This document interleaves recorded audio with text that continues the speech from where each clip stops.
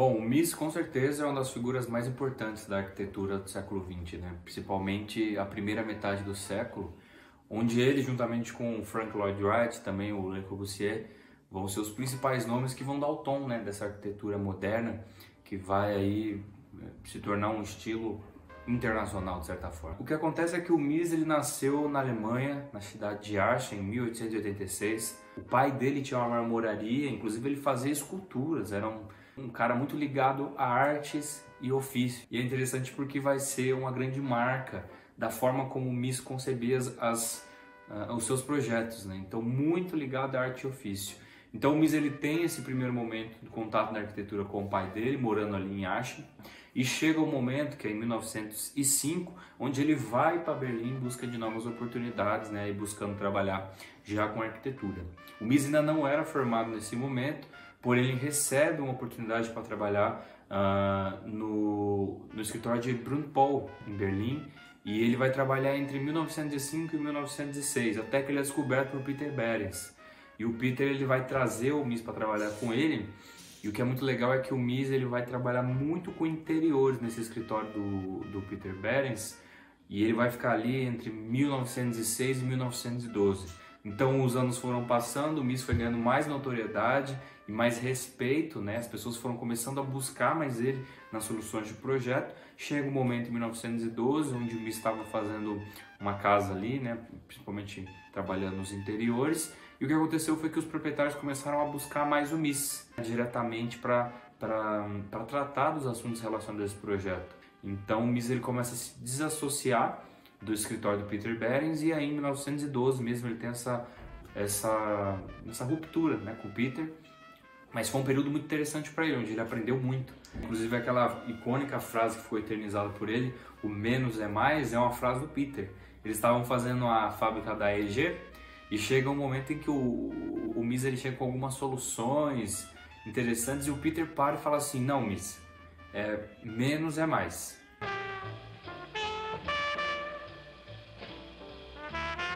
Mas enfim, foi uma parceria interessante. Em 1912 ele sai aos 27 anos para abrir o seu próprio escritório. Então em 1921 ele faz o Arranha-Céu de Vidro, esse projeto que não chegou a ser construído, porém já tinha muito dessa linguagem neoplasticista que ele queria trabalhar.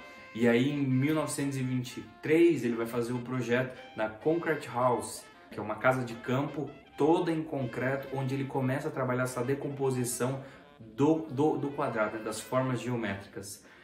Em 1924 ele vai fazer o Brick House, né, que seria um projeto voltado ali para uma casa toda em tijolos, e você já consegue ver muito dessa marca do que vai acontecer lá em 29, quando ele consegue essa completa desassociação do quadrado, né, fazendo essa completa abertura, onde ele consegue de forma muito clara assim a decomposição dos volumes, né?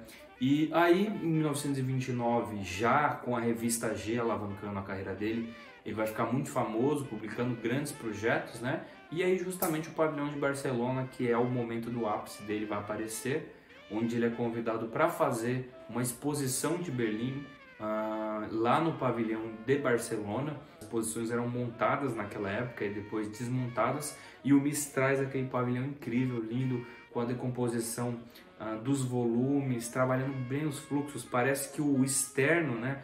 Parece que o vazio preenche o externo preenche o vazio dentro da estrutura. Então, onde você olha, você consegue ter algum eixo visual, né? Então é magnífico como ele trabalha isso, e a gente consegue ver um pouco dessa questão da arte e ofício, né? Da arte e ofício na carreira dele, aparecendo justamente nesse projeto, quando ele já consegue colocar os elementos que são fundamentais dentro da arquitetura dele, justamente os fechamentos se apoiando uns nos outros. Você tem essa questão do mármore, que ele trabalha muito o ônix, por exemplo, né, no Pavilhão de Barcelona, uma pedra caríssima, e ele consegue trabalhar, além do travertino também, que é uma pedra bem cara, e os pilares, né, totalmente afastados, aquele pilar cruciforme que ele eternizou.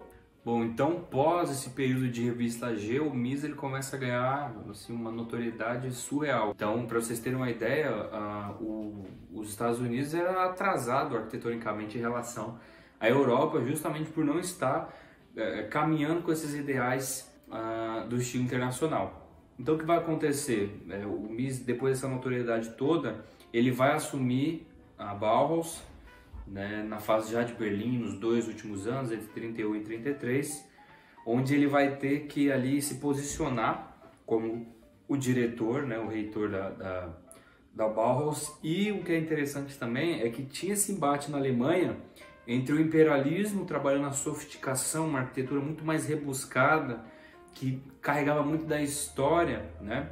E ali você começa a ter também outras coisas, como por exemplo os ideais comunistas entrando, e os alunos da Bauhaus eram muito ligados a isso, né?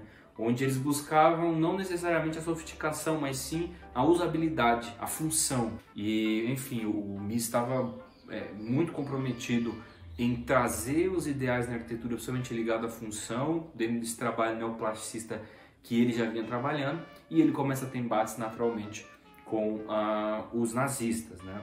E ele ali, na medida do possível, vai tentando controlar as coisas para evitar essa perseguição. Ele é considerado um arquiteto clássico, né? Por que ele é um arquiteto clássico? Quando você vê, por exemplo, arquitetos como Carl Friedrich Schinkel, né, que foi um alemão do qual o Mies bebeu muito dessa arquitetura classicista, né? E até a cidade de Arche, onde o Mies nasceu, era rodeada do classicismo e do gótico. E o Schinkel, o Mies fala abertamente que o Schinkel influenciou muito ele. Tem até um memorial de Bismarck, né? O Mies participou do concurso do memorial de Bismarck e ele fez uma obra belíssima, muito trabalhada com esse ideal classicista. Porém, a obra ficou inviável justamente pelo valor. Eles entenderam que ficaria muito caro para fazer. Mas enfim, o Mies, apesar dessa ideia neoplasticista, ele bebe muito desse classicismo também. Os nazistas tinham um ideal de arquitetura e o Mies ia no contraponto disso. Por isso, justamente, ele entendeu que a arquitetura dele não era aceita ali. Então o Mies naturalmente ele saiu, né, e ficou um pouco fora de cena. Vai fazer diversos projetos incríveis nesse meio tempo, mas a grande virada vai ser em 37. Porque em 37 o Mies ele vai conhecer o Frank Lloyd Wright, né, que já era amplamente respeitado na Europa e a arquitetura já estava difundida na Europa. O Mies respeitou muito o trabalho do Frank quando conheceu. E, enfim, ele cresceu ali uma admiração pelo Frank Lloyd Wright, o que vai levar ele a visitar os Estados Unidos em 37, né, justamente nessa exposição. Então, o que acontece é que em 38 o Mies ele vai justamente morar nos Estados Unidos. Caras como o Brauer, o Gropius e o Mies, eles vão chegar nos Estados Unidos como verdadeiros deuses, né, da arquitetura. Eles chegam com uma narrativa de que a arquitetura americana estava completamente fora e atrasada em relação ao estilo internacional. E de certo modo, sim. O Mies ele não fez a questão dos arranha-céus dos Estados Unidos. Na verdade, desde o incêndio de Chicago, já estava ocorrendo essa reconstrução e trazendo essa questão dos arranha-céus, né?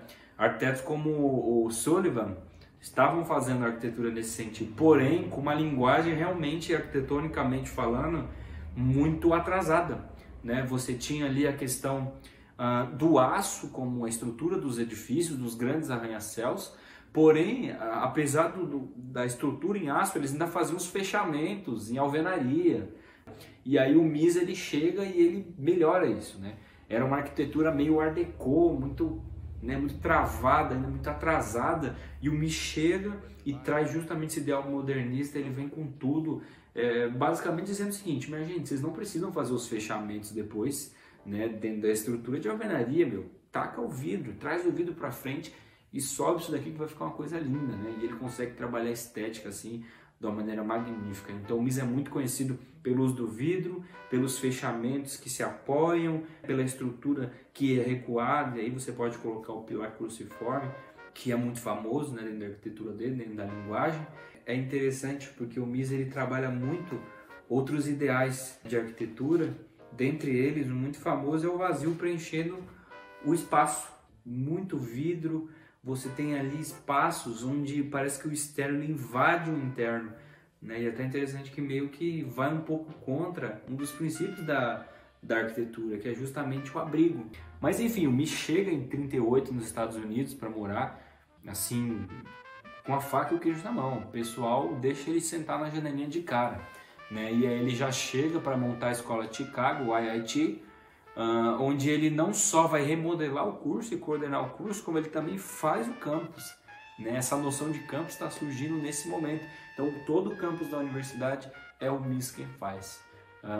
E aí você vê os projetos do MIS crescendo e aparecendo cada vez mais, mas é interessante porque nesse período ele começa a se contradizer um pouco, né? É uma coisa que nem todo mundo sabe, mas o nome de batismo do Mies van der Rohe na verdade é Maria Ludwig Michael Mies.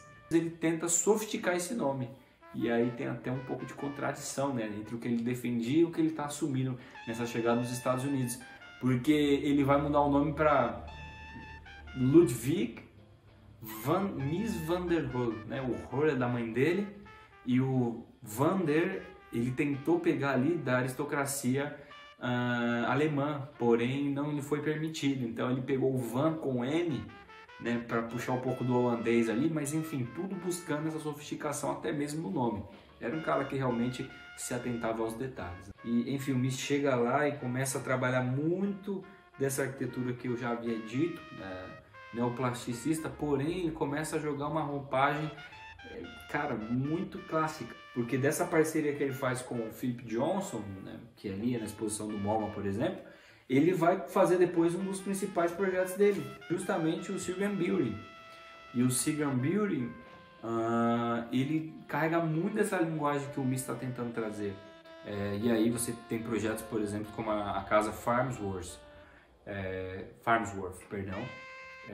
onde a Edith Farnsworth, que era uma pessoa culta, sabe, da primeira classe, que é uma médica, é até engraçado porque tem essa questão de, parece que tinha um flerte entre os dois, mas enfim, o que é interessante dizer é que aquela casa magnífica que se eleva em relação ao chão, né, que tem um contato interno e externo muito grande, ela não atendeu, né, as necessidades, por exemplo, da dona.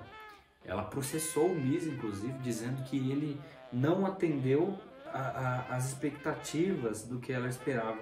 Embora tenha toda essa questão em volta, é uma obra magnífica, né?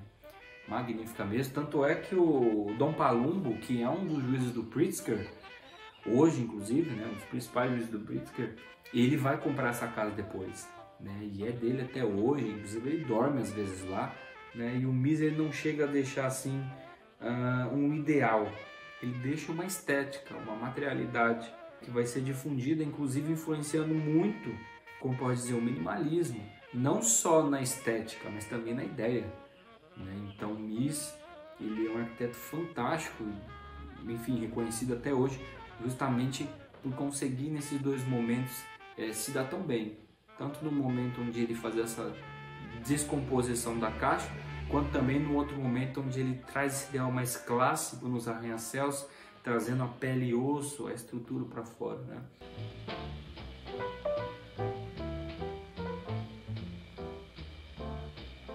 Bom, aí ele vai fazer o Neue National Gallery, que é um projeto bem icônico dele, um museu, né? E com essa parte térrea, né? Com esse espaço onde ele consegue basicamente ter uma laje, vidro, e você consegue ver por dentro, né? E enxergar o outro lado, essa arquitetura bem material que se comunica muito com o externo. Então o Mies ele passa essa linguagem, passa toda essa ideia. Arquitetos como o Philip Johnson vão buscar muito dessa arquitetura dele. E enfim, essa é um pouco da história de um dos maiores arquitetos, com certeza, do século XX.